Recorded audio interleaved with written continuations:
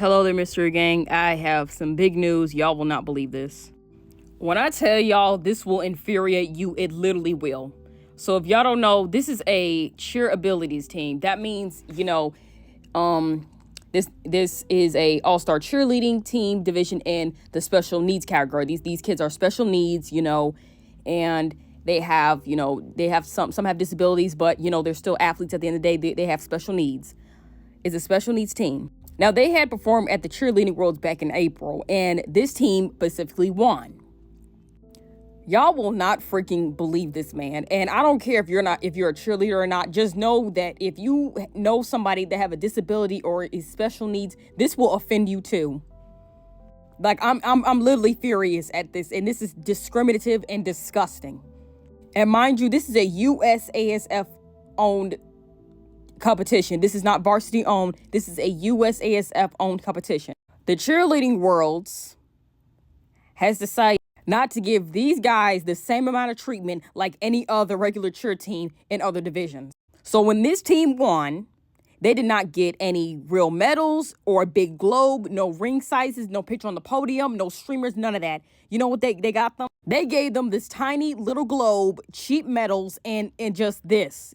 No banner, no ring sizes, none of that. They don't get to experience the aftermath of when you win. Because when you win the cheerleading worlds, regularly, you get streamers blown towards you, and you get to take a picture on the podium, get a huge banner, go in the back, get your ring, your finger size for rings, and get a gold medal, and you get this big globe. This is what you get.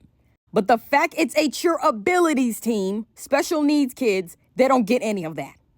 Like pause if you need to read this, guys. This is crazy to me. I cannot believe this. This is so wrong. So you mean to tell me if you're on a different division like these are, like these cheerleaders are in, you get all the banners, the globes, the rings, the medals, everything.